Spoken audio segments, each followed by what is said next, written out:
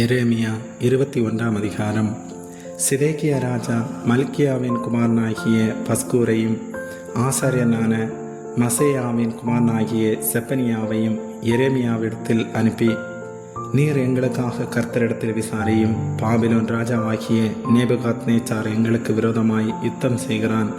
ஒருவேளை கர்த்தர் தம்முடைய எல்லா அற்புத செயலின்படியையும் எங்களுக்கு அனுக்கிரகம் செய்து அவனை எங்களை விட்டு போக பண்ணுவார் என்று சொல்லி அனுப்பின போது, எரேமியா அவர்களை பார்த்து, நீங்கள் சிதேக்கியாவுக்கு சொல்ல வேண்டியது, இஸ்ரவேலின் தேவனாகிய கர்த்தர் உரைக்கிறது என்னவென்றால், இதோ உங்களை அலங்கத்துக்கு வெளியே முற்றுகை போட்ட பாபிலோன் ராஜாவோடும் கல்தையரோடும் நீங்கள் யுத்தம் பண்ணும்படி உங்கள் கைகளில் பிடித்திருக்கிற யுத்த ஆயுதங்களை நான் திருப்பிவிட்டு அவர்களை இந்த நகரத்தின் நடுவிலே சேர்த்து, நான் நீட்டின கையினாலும் பலத்த புயத்தினாலும் கோபமும் உக்கிரமும் மகா கடுமையுமாக உங்களோட யுத்தம் பண்ணி இந்த நகரத்தின் குடிகளையும் மனுஷரையும் மிருகங்களையும் சங்கரிப்பேன். மகா கொள்ளை நோயால் சாவார்கள்.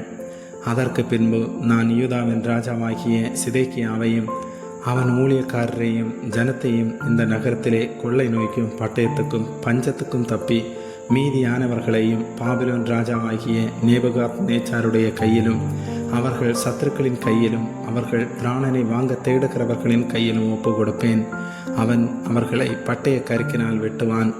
அவன் அவர்களை தப்ப விடுவதும் இல்லை, அவன் மன்னிப்பதும் இல்லை, இறங்குவதும் இல்லை என்று கர்த்தர் உரைக்கிறார் என்றான். பின்னையும் அவர் இந்த ஜனங்களை நோக்கி, இதோ நான் உங்கள் முன்னே ஜீவ வழியையும் மரண வழியையும் வைக்கிறேன் என்று கர்த்தர் சொல்லுகிறார். இந்த நகரத்திலே தரிக்கிறவன் பட்டயத்தாலும் பஞ்சத்தாலும் கொள்ளை நோயாலும் சாவான்.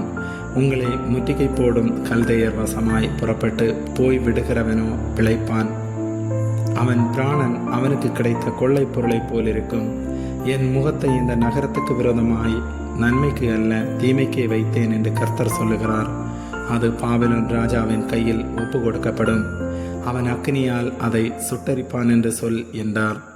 யூதா ராஜாவின் குடும்பத்தாரையும் நோக்கி, கர்த்தருடைய வார்த்தையை கேளுங்கள்.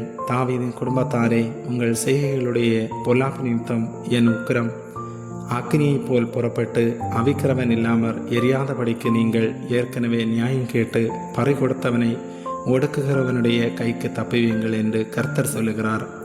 இதோ பள்ளத்தாக்கில் வாசம் பண்ணுகிறவளே, சமானான இடத்தில் கண்மலையாய் இருக்கிறவளே, எங்களுக்கு விரோதமாய் வருகிறவன் யார் என்றும் எங்கள் வாசஸ்தலங்களுக்குள் வருகிறவன் யார் என்று சொல்லுகிற உனக்கு நான் எதிராளியாய் இருக்கிறேன் என்று கர்த்தர் சொல்லுகிறார்.